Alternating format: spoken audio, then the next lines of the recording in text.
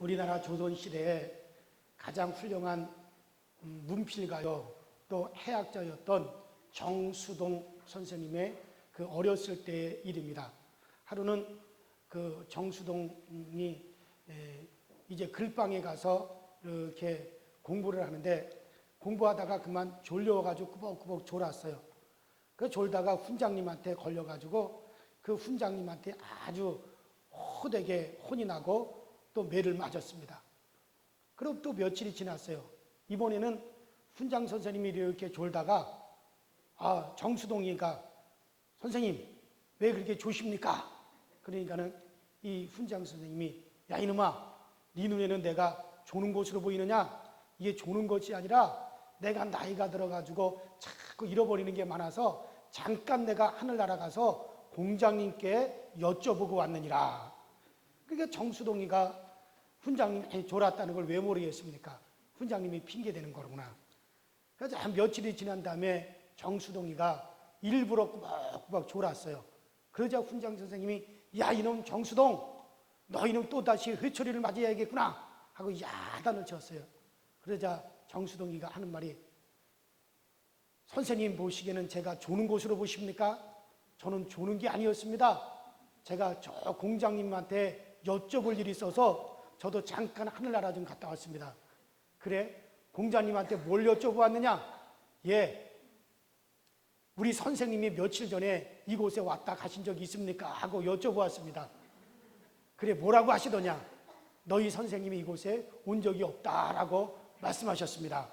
그러니까는 훈장 선생님이 그냥 피안대소하시면서 얼굴이 빨개지셨다라고 하는 그런 일화가 있습니다. 그렇습니다, 여러분들. 공자든지 맹자든지 뭐 석가든지 마호메트든지 아무도 천국에 간 사람이 없습니다. 그들은 다 땅에 묻혔습니다. 유일하게 부활하셔서 지금 저 천국에 계신 분이 누구십니까? 예수 그리스도십니다. 여러분들 바로 우리도 마찬가지입니다. 우리가 부활에 대한 소망, 부활에 대한 믿음이 없다면 우리의 신앙생활은 다 헛것일 것입니다. 우리가 부활에 대한 믿음이 없고 부활에 대한 소망이 없다면 우리의 삶이 짐승이나 별 다를 것이 없다고 사도 바울 선생은 그렇게 이야기했습니다. 오늘도 여러분들 우리 이 부활에 대한 소망, 부활에 대한 믿음으로서 모든 것을 이기시고 모든 데서 여러분들이 승리하실 수 있게 되기를 주의 이름으로 축원합니다. 자, 오늘 어버이 주일입니다. 오늘 에베소서 이제 오늘 본문 6장 2절에 보니까는 내 부모를 주 안에서 공경하라. 이는 따라합시다. 약속 있는 첫 계명이니라. 그래요. 하나님께서 인간에게 주신 많은 계명이 있지만은 약속 있는 계명으로서 인간에게 주신 첫 번째 계명이라고 우리에게 말씀하고 있습니다. 자, 이 첫 계명이라고 하는 말이 뭔 얘기냐면 이 첫 계명을 잘 지켜야만이 그 다음번 이어지는 많은 계명들이 우리에게 효과를 볼 수가 있다라고 하는 말입니다. 여러분에게도 언젠가 말씀드렸는데 여러분 첫 번째 단추를 잘 끼워야지 그 다음에 두 번째, 세 번째 단추가 제대로 끼워질 수가 있어요. 첫 번째 단추를 갖다가 잘못 끼면은 이렇게 단추를 끼웠다고 보십시다. 그럼 두 번째 단추가 제대로 끼우겠어요? 두 번째 단추도 세 번째 단추도 제대로 끼워질 수가 없습니다. 첫째 단추를 갖다가 잘 끼워야만이 그 다음에 두 번째, 세 번째, 네 번째 단추도 제대로 끼워질 수가 있는 거죠. 마찬가지입니다. 약속 있는 첫 계명이라고 하는 말은 이 하나님이 인간에게 준 이 첫 계명을 잘 지켜야만이 그 다음에 너희들이 다른 계명들이 너희에게 효과를 낸다는 거예요. 공장에서 물건을 만들어낼 때 첫 번째 샘플을 잘 만들어야지 그 다음번 물건들이 잘 나오는 것처럼 또 우리가 진주를 갖다가 진주 목걸이를 만들기 위해서 진주 구슬을 끼울 때 첫 번째 거를 잘 끼워야만이 그 다음에도 제대로 잘 끼워질 수가 있는 것처럼 이와 같이 하나님께서 인간에게 주신 많은 축복된 약속들, 계명들이 많이 있지만은 바로 약속 있는 첫 계명으로 주신 주 안에서 내 부모를 잘 공경하라고 하는 이 계명을 잘 지켜야만이 그 다음번 계명들도 너희에게 효과를 낸다는 거예요. 그러니까 우리가 첫 계명인 네 부모를 주 안에서 공경하라고 하는 이 계명을 제대로 지키지 않고 다른 계명들을 아무리 잘 지켜봤자 그것이 너에게 결코 효과를 내지 못한다는 얘기죠. 또 이 말은 무슨 말이냐면은 이 첫 계명을 잘 지켜야 그 다음 것들이 더 큰 효과를 낸다는 거예요. 우리가 한약을 갖다 데려 먹을 때 그 한약을 데려 먹을 때 그 한약의 효과가 100% 나타나게 하기 위해서 계피라든가 감초라든가 대추라든가 이런 것들을 집어넣어 가지고 이제 그 한약이 100% 효과가 나도록 그렇게 우리가 하는 것처럼 이와 마찬가지로 약속 있는 첫 계명으로 주신 주 안에서 내 부모를 잘 공경하라고 하는 이 첫 계명을 잘 지켜야만이 다른 많은 계명들을 우리가 지킬 때 그것들이 너희에게 효과를 낼 수가 있다는 거예요. 그러니 우리가 하나님의 계명을 우리가 축복받을 수 있는, 우리가 복받을 수 있는 하나님의 많은 계명을 내가 다 지켰다 할지라도 약속 있는 첫 계명으로 주신 주 안에서 내 부모를 공경하라고 하는 이 계명을 안 지키면 다른 계명을 아무리 잘 지켜봤자 그것들이 너희에게 효과를 제대로 낼 수가 없다는 거예요. 그러니 우리가 부모 공경을 잘해야 되는 것이고, 부모 공경을 내가 잘하지 못했다면 철저히 우리가 회개해야만이 그 다음번 계명들이 효과를 볼 수가 있다는 얘기죠. 저는 어려서 저 강원도 철원에서 살았어요. 저희가 초등학교 다닐 때 밥을 굶는 사람들이 많이 있었습니다. 그래서 학교에서 점심시간에 배급을 줬어요. 그 배급을 일주일에 뭐 두세 번씩 배급을 줬는데 그게 옥수수빵하고 그 다음에 우유 말린 가루를 갖다가 물에 타가지고 먹으라고 배급을 줬습니다. 그러면 아이들이 그 시간을 막 기다려. 그 옥수수빵이 얼마나 맛있고 단지 몰랐어요. 근데 그 옥수수빵을 나눠주고 또 우유를 물에 타가지고 먹으라고 점심시간 나눠주면 아이들이 막 서로 먹으려고 막 다투어가면서 먹었습니다. 그런데 선생님이 그 아이들이 그것을 잘 먹나 안 먹나 또 선생님이 감시를 했어요. 그때 당시만 하더라도 영양실조 걸린 아이들이 참 많았기 때문에 그래서 아마 그런 제도가 있었던 것 같아요. 그런데 그 아이들은 정신없이 막 그것을 주는 것을 옥수수빵을 막 먹는데 우리 반에 아이 하나는 그것을 먹지를 않고 가방에다 그대로 이렇게 싹 집어넣는 거예요. 그 선생님이 야, 너 그 왜 안 먹냐? 어서 먹어라. 그러면 그 아이가 아버지 갖다 드리려고요. 그 아버지 갖다 드리겠다고 그 먹고 싶은 걸 먹지 않고 그 가방에다 집어넣는단 말이에요.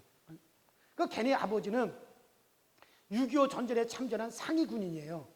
그래서 6.25 전쟁 때 그 두 다리를 갖다 잃어버렸어요. 그래서 조그마한 썰매 같은 것을 이게 바퀴 달린 썰매 같은 거를 타고 그 꼬챙이를 가지고 이렇게 찢고서는 이렇게 밀고 이렇게 동네에 늘 그러고 다녔습니다. 그래서 아버지는 늘 일을 못하니까는 걔네 아버지는 늘 집에만 머물러 있었습니다. 그러니까 이 아이가 늘 집에 계시는 그 아버지를 생각해서 그 다른 아이들은 막 그걸 먹지만은 군침을 뚝뚝 삼키면서도 그 옥수수빵을 먹지 않고 가방에다 이렇게 집어넣은 거, 그 우리가 다 그것을 직접 봤어요. 자, 요새 그렇게 부모를 생각하는 아이들이 얼마나 되겠습니까? 우리가 정말로 아버지 할 때 막 눈에서 눈물이 꽉 쏟아질 정도로, 어머니 할 때 그 어머니에 대한 그리움이 눈에 눈물이 확 쏟아질 만큼 그렇게 부모와 자식 간에 깊이 사귀는 자식들이 과연 얼마나 있느냐, 그런 얘기. 그러니까 너희가 정말 약속 있는 첫 계명으로 준 네 부모를 공경하라. 그러면 네가 땅에서 잘 되고 장수하게 될 것이다. 그 약속 있는 길, 이 약속 있는 첫 계명을 제대로 지키지 않으면 다른 아무리 많은 계명을 지켜봤자 네가 그것이 너희들에게 효과를 내지 못한다는 거예요. 그러니까 약속 있는 계명으로 주셨습니다. 그래서 그 아이는 나중에 서울대학교 농가대학을 나왔어요. 그리고 농림수산부에서 일을 하고, 그리고 정말 신앙이 얼마나 좋은지 몰라요. 지금도 가끔 이렇게 연락을 하면은 참 아주 모든 게 참 잘 됐어요. 그래서 야, 그렇구나. 제가 저렇게 어렸을 때부터 그 어머니 아버지를 생각하는 마음이 그렇더니 정말 그렇게 잘 되는구나 하는 것을 제가 제 눈으로 직접 봤다, 그런 얘기예요. 여러분, 그래요. 정말 내 부모를 주 안에서 공경하라. 이는 약속 있는 첫 계명이니, 따라합시다. 약속 있는 첫 계명이니. 인간에게 많은 하나님께서 약속을 주셨습니다. 근데 첫 계명으로 주신 이것을 잘 지켜야 그 다음번 계명들도 잘 지켜질 수가 있다는 거예요. 효과를 볼 수 있다는 거예요. 이걸 지키지 아니하고 아무리 우리가 하나님 섬기기 위해서 다른 계명을 지켜봤자 제대로 효과를 낼 수가 있겠느냐, 그런 얘기죠. 저 사도행전 7장 24절 이하에 보면 하나님은 억지로 섬김을 받으려고 하는 분이 아니시라 하나님께서 사람들에게 경계를 정하시고 연대를 정하여 주신 것은 이는 하나님을 혹 더듬어 찾게 하려 하심이니라, 그렇게 말씀하셨습니다. 여러분, 그러니까 하나님께서 토지의 경계를 나누시고 나라의 경계를 나누시고 윗사람과 아랫사람의 연대를 정하시고 부모와 자식 간의 연대를 정하여 주신 것은 이것은 하나님을 섬기는, 그와 같은 하나님을 섬기는 어떤 한 모형으로서 하나님을 이를 통해서 하나님을 알게 하시고 하나님을 깨닫게 하려고 하는 하나의 모형으로 우리에게 주신 것이다, 그런 얘기예요. 그래서 우리가 가정에서도 정말 부모와 자식의 관계를 통해서 하나님의 마음이 이런 것이라구나, 또 하나님께서 우리를 이렇게 생각하시는구나 하는 것을 알게 하시기 위해서 그렇게 하셨다는 거예요. 그러니 여러분들 가정에서 정말 우리가 부모가 자식을 갖다 그렇게 사랑하고 자식에 대해서 그렇게 애절한 마음을 갖는 것을 통해서 하나님께서도 우리를 향하여서 우리 영혼의 자식인 우리를 하나님이 그렇게 생각하시는구나, 또 자식이 자기를 낳아준 부모에 대한 도리를 다 하는 것을 통해서 우리가 하나님을 그렇게 또 우리가 섬겨야 된다라고 하는 것을 하나의 그것을 통해서 우리로 하여금 하나님을 찾아갈 수 있는 길이라는, 쉽게 말해서 이건 하나의 모형으로 주셨다. 부모를 섬기는 것은 하나님을 섬기는 하나의 모형으로 주신 것이라고 성경은 그렇게 말씀하고 계시는 겁니다. 우리가 예수를 믿고 난 다음에 눈에 보이지 않는 내 영혼의 부모이신 하나님을 섬깁니다. 그러면 내가 예수를 믿고 눈에 보이지 아니하는 하나님을 섬긴다고 하지만은 그 눈에 보이지 않는 하나님을 내가 섬긴다는 것을 무엇으로서 우리가 나타내느냐? 그래서 눈에 보이는 부모를 내가 잘 섬기고 그 부모를 잘 내가 공경하는 것을 통해 가지고 지금 눈에 보이지 않는 하나님도 내가 이렇게 공경합니다라고 하는 하나의 모형으로 삼으셨다, 그런 얘기예요. 이게 모형이라는 거예요. 그러니까 우리가 모델 하우스라고 하는 것이 있잖아요. 지금 아파트를 갖다가 짓고 있어요. 아파트를, 멋진 아파트를 내가 짓고 있는데 그 아파트를 다 짓기 전에 모델 하우스를 만들어 놓습니다. 그럼 많은 사람들이 그 모델 하우스를 보고 야, 그 아파트를 찾는다, 그런 얘기예요. 그런데 그 모델 하우스를 갖다가 엉망으로 만들어 놓으면 사람들이 그 아파트를 찾질 않아요. 그러나 모델 하우스를 잘 지어 놓으면 그것을 보고 그 아파트에 많은 사람들이 그 아파트를 찾듯이 마찬가지로 우리가 눈에 보이지 않는 하나님을 섬기는데 그 눈에 보이지 않는 하나님을 섬긴다는 것을 어떻게 알 수 있느냐? 그래서 우리가 예수 믿고 난 다음에 내 눈에 보이는 부모를 갖다가 잘 공경하고 섬기는 것을 통해서 너는 눈에 보이지 않는 하나님을 공경하는 자라구나 하는 것을 하나님이 그것으로 판결하겠다는 거예요. 그것으로 알겠다는 거예요. 할렐루야. 그것으로 알겠다는 거예요. 그래서 정말 이 하나의 우리가 부모를 섬기는 것은 하나님을 섬기는 것에 대한 모형으로서 우리에게 주신 거예요. 그렇기 때문에 내가 정말 하나님을 잘 섬긴다고 섬기면서 부모를 갖다 공경하지 않는 것은 이것은 거짓이라고 하는 거예요. 거짓이라고 하는 거예요. 어떤 사람은 교회 집사까지 됐으면서도 부모 공경을 하지 아니하고 부모를 무시하는 사람을 봤어요. 성경에도 저 마가복음 7장 11절에 보면 내가 하나님을 잘 섬기기 위해서 하나님께 내가 많은 것을 드렸기 때문에 내가 부모에 대해서는 드릴 것이 없고 부모에 대해서는 내가 잘 섬기지 않아도 된다. 이것은 고르반이라고 그랬어요. 따라합시다. 고르반. 이 고르반이라고 하는 것이 무슨 말이냐면 이 고르반이라고 하는 것은 내가 하나님께 드림이 되었고 하나님을 섬긴 것이 되었기 때문에 부모에게는 내가 제대로 하지 않더라도 된다. 이것을 고르반이라는 거예요. 이걸 하나님이 인정하지 않겠다는 거예요. 그거 예수님이 직접 말씀하셨잖아요. 이걸 하나님이 인정하지 않는다는 거예요. 그러니까 너희가 하나님을 잘 섬기느냐, 그러면 그 하나님도 잘 섬겨야 되고 눈에 안 보이는 부모도 잘 공경해야 된다. 그래야 그것이 하나님 앞에 인정이 된다는 거예요. 그러니까 우리가 약속 있는 첫 계명으로 이것을 주셨다라고 하는 것은 내가 정말 하나님을 잘 섬긴다 하더라도 부모 공경하지 아니하면은 하나님이 섬기지 않는 것을 인정한다는 거예요.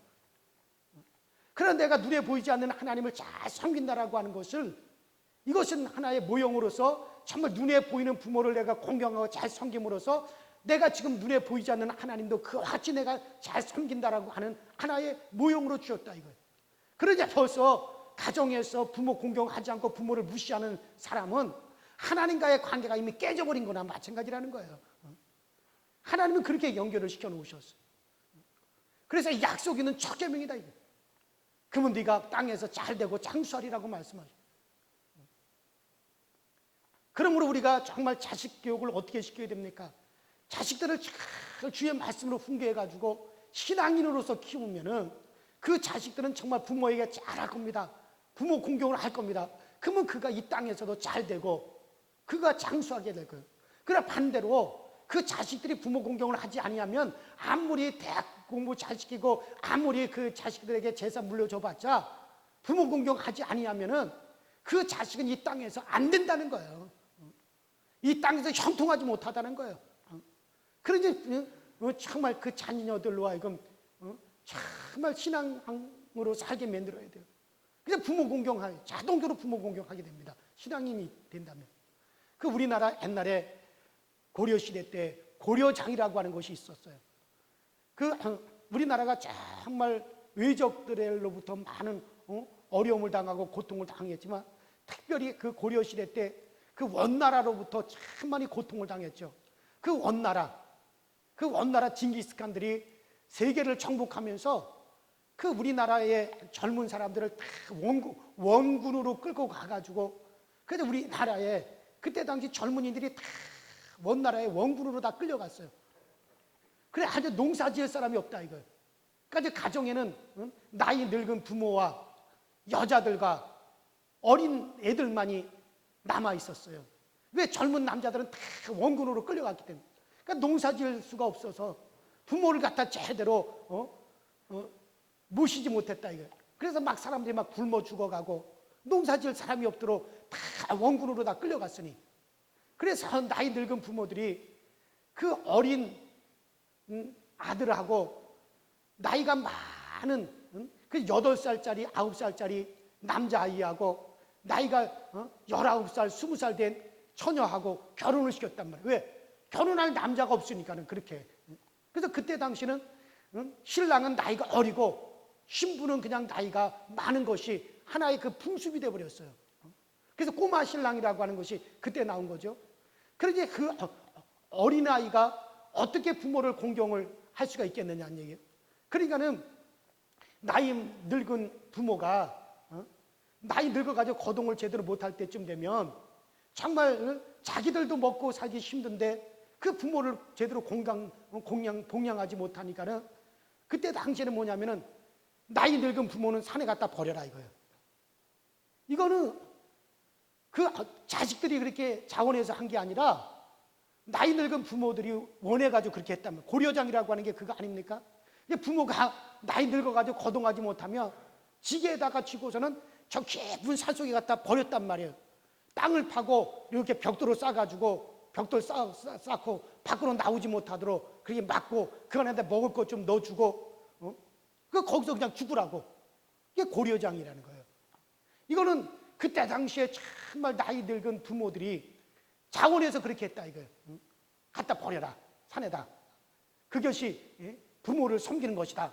그러니까 나이 어린 아이들이 뭘 알겠어요. 그러니까 시키는 대로 그렇게 했다 갖다 버렸단 말이에요.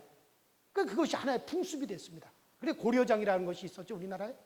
그런데 나라가 다시 이제 평정을 찾고 정상적으로 나라가 정상이 이렇게 되고 난 다음에 나라에서 그것은 잘못한 것이다. 그렇게 하면 안 된다. 부모를 그렇게 갖다 버리면 안 된다. 그래가지고 다시 부모를 잘 섬겨야 된다는 것이 뭘로 발전을 했느냐? 조선시대 때는 부모가 죽은 다음에 제사 드리는 것으로 발전했단 말이에요.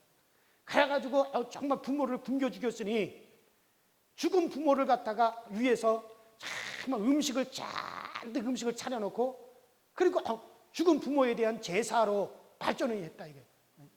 그러나 부모가 이미 죽고 난 다음에 아무리 좋은 음식을 많이 차려서 제사 지낸들 그게 무슨 소용이 있느냐는 얘기예요. 부모가 살았을 때 정말 그 부모를 잘 섬기고, 그 부모가 죽은 다음에 그 부모의 영혼은 하나님께 맡겨야 되는데, 그러니까 사람들 그래요. 원래 우리가 마찬가지입니다. 정말 자식을 갖다가 어떻게 키울까? 그 자식들 갖다 정말 신앙인으로 키우셔야 됩니다. 믿음으로 하나님의 말씀으로 교훈해서 키우셔야 됩니다. 그러면 자동적으로 신앙인이 되면 부모를 공경할 줄 알게 됩니다. 부모를 잘 공경하면 그 자식이 정말 이 땅에서 잘 되고 장수하게 될 것이고, 그러나 그 자식을 아무리 그 자식에게 모든 걸 다 해줬다 할지라도 신앙인으로 키우지 못하면, 그 자식의 부모 공경을 제대로 못하면 그 자식도 이 땅에서도 안 되고 그 자식도 이 땅에서도 제대로 형통하지 못한다 이런 얘기. 그러니까 정말 우리가 가정에서부터 그 자녀들을 반드시 신앙으로 키워야 되죠. 부모를 공경할 수 있는 자녀가 되도록. 우리나라는 옛날에 불교 국가였기 때문에 그 우리나라에 그 윤회설이라고 하는 것이 만연했어요. 그 윤회설, 인도 환생한다 그러죠. 그 환생한다. 그래가지고 사람이 죽으면은 개로 환생하고 돼지로 환생하고 닭으로 환생하고 파리로 환생한다. 그러죠. 그래가지고 불교에서 말하는 것은 4억 8,800만 번을 갖다가 윤회를 한다는 거예요. 그래서 불교에서는 살생하지 않죠. 근데 왜 불교에서 살생하지 않느냐? 그럼 불교가 자비로워서 살생하지 않는 게 아니라, 집안에서 파리 때려 잡았는데 파리 때려 잡다가 그 할머니 때려 죽일 수 있다 이거예요. 왜 할머니가 파리로 환생해가지고 집안에 머물러 있으니까요. 그 개 잡다가, 집에 있는 개 잡다가 자칫 잘못하면 돌아가신 아버지 잡을 수 있다 이거예요. 또 어떻게 돌아가신 아버지 잡아먹느냐? 절대로 살생하지 않는다. 닭도 잡지 않는다 이거예요. 그것은 다 윤회설이죠, 윤회설. 그러니까 저도 어렸을 때 그 윤회설에 휩싸였던 적이 있다고요. 그래서 사람이 이 땅에서 잘 살다가 정말 착한 일 많이 하고 잘 살다가 죽어가지고 그런 사람들은 개로 환생한다는 개, 멍멍멍 개로 환생한다는 거예요. 그래서 제가 이렇게 그래 나도 나중에 죽어가지고 부잣집 개로 환생하기 위해서 내가 착하게 살아가야겠다. 제가 그렇게 생각을 했어요. 그래서 부잣집 개가 이렇게 다니는 걸 보면은, 야, 저 개는 전생에 얼마나 착한 일을 많이 했길래 저렇게 개로 태어났을까? 그게 부러울 정도였으니까. 그러다가 제가 정말 예수를 믿고 난 다음에 제가 큰 충격을 받고, 예수 믿고 난 다음에 제가 폭격 맞은 것처럼 제가 큰 충격에 빠진 것이 뭐냐면은, 예수 믿고 그 다음에 내가 하나님이 나의 아버지가 되었다. 내가 바로 하나님의 자녀가 되었다는 거. 이게 큰 충격이었다. 야, 내가 죽으면은 개로 태어나든지 닭으로 태어나든지 파리로 태어나든지 해야 될 텐데, 그러니까 불교에서는 개나 짐승이나 사람이나 다 똑같이 본단 말이에요. 근데 예수 믿고 나서 내가 바로 하나님의 자녀가 되고 하나님의 아들이 되었다라고 하는 것이, 이게 큰 충격이었습니다. 그래서 저는 예수 믿고 나서부터 내가 하나님의 자녀가 되었고 정말 하나님이 나의 아버지가 되었는데, 하나님과 나와의 관계를 눈에 보이지 않는 그 하나님이 나의 아버지가 되었고 눈에 보이지 않는 그 하나님을 내가 섬긴다고 하는 것에 대한 모형으로서 이 땅에서 내 부모를 갖다가 잘 공경하라. 눈에 보이는 부모를 잘 존경함으로 눈에 보이지 않는 하나님을 내가 잘 섬긴다라고 하는 것의 하나의 이것이 모형이다. 그렇기 때문에 그 다음부터는 제가 정말 우리 부모님에게 정말 내가 부모님에게 철저히 대했단 말이에요. 왜냐? 그것은 바로 눈에 보이지 않는 하나님과 나와의 그 관계를 눈에 보이는 부모를 공경하는 것으로서 나에게 모형으로 주셨다라고 하는 것을 생각할 때 정말 그때부터는 내가 내 어머니 아버지를 정말 내가 있는 마음을 다해서 공경하고 사랑하고 그렇게 모셨다 그러네요. 여러분, 그래요. 정말 오늘 우리들은 내 부모를 공경하라. 이는 약속 있는 첫 계명이라고 우리에게 말씀하죠. 약속 있는 첫 계명으로 주신 것이 무엇이냐? 부모 공경이란 말이에요. 그래, 이 부모 공경은 바로 하나님과 우리 사이에, 정말 하나님과 우리 사이에 하나님께서 연대를 정하여 주셔서 부모와 자식 간의 연대를 정해 주시고 윗어른과 아랫사람의 연대를 정해 주신 것은 이걸 하나님을 섬기는 하나의 모형으로 우리에게 주셨다 그랬어요. 그렇기 때문에 정말 우리가 내가 하나님을 잘 섬긴다고 하면서 그 부모 공경하지 않는 것은 거짓이로 여기다. 그 벌써 신앙이 다 깨진 거다 이 얘기예요. 그러므로 우리는 하나님을 섬기는 사람들은 다 뭐라 해야 됩니까? 부모를 공경하시기 바랍니다. 약속 있는 첫 계명으로 주셨어요. 그래서 정말 우리는 부모님을 공경함으로, 그리고 첫 계명을 잘 우리가 지킴으로 그 다음에 이어지는 많은 계명들이 우리에게 효과를 보고 우리에게 그것이 은혜로서 우리에게 나타나지는 겁니다. 그래요, 사랑하는 여러분들, 우리는 이것은 피하지 못하는, 이건 하나님의 계명이다 이 얘기예요. 이건 절대 피하지 못하는 겁니다. 우리가 정말 꿈이라고 하는 것이 있잖아요. 왜 꿈이 무서운지 아십니까? 꿈은 피하지 못합니다. 꿈속에서 누가 막 나를 쫓아서 누가 좀 나를 살려주셔야 하더라도 그걸 피하지 못해요. 그래서 사람들은 야, 꿈에 볼까 무섭다라는 말을 해요. 왜? 꿈에서는 피하지 못하기 때문에. 이와 마찬가지로 정말 부모를 공경하라. 이건 약속 있는 첫 계명이라. 그 부모 공경은 하나님과 우리 사이에 하나의 모형으로 주신 것이기 때문에 이거는 피할 수가 없는 거예요. 그렇기 때문에 아무쪼록 사랑하는 우리 교우 여러분들, 정말 우리는 정말 자녀 교육을 시키되 주변에서 교육을 주의 훈계로서 잘 그 자녀 교육을 시키시고, 그리고 정말 주변에서 부모를 공경할 때 이것이 하나님을 섬기는 모형이라고 하는 것을 알아서 정말 내가 하나님을 그렇게 잘 섬긴다면 정말 우리가 부모를 그렇게 다 섬겨야 될 것입니다. 그래서 하나님께서 우리에게 주시는 정말 그 다음번에 많은 계명들이 여러분들의 효과를 잘 나타내서 이 땅에서 여러분들이 잘 계시고 장수하게 될 수 있기를 주의 이름으로 축원합니다. 주의 이름으로 축원합니다. 자, 우리 이 시간에 어머니 마음이라고 하는 노래가 있어요. 오늘 어버이 주일인데 이 어머님 마음, 이 노래를 우리 한번 다 같이 부모님을 생각하면서, 비록 찬송가는 아니지만은 이 노래를 우리 한번 부르시고, 그 오늘은 우리가 정말 우리의 부모를 위해서 우리 한번 기도하는 시간을 가집시다.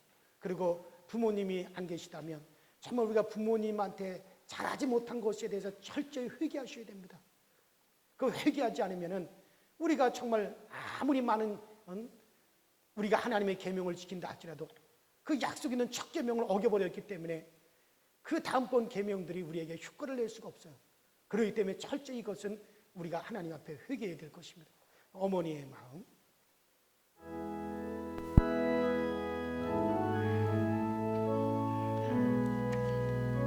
나 실제 기름 다 잊으시고, 나 실제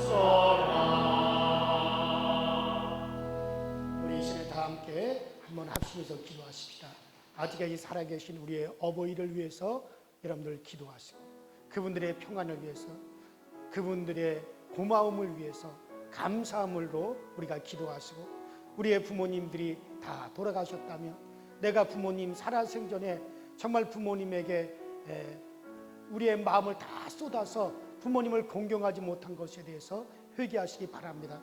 그래야 그 다음번 계명들이 잘 지켜질 수가 있습니다. 우리 다 같이 주여 한번 부릅니다. 주여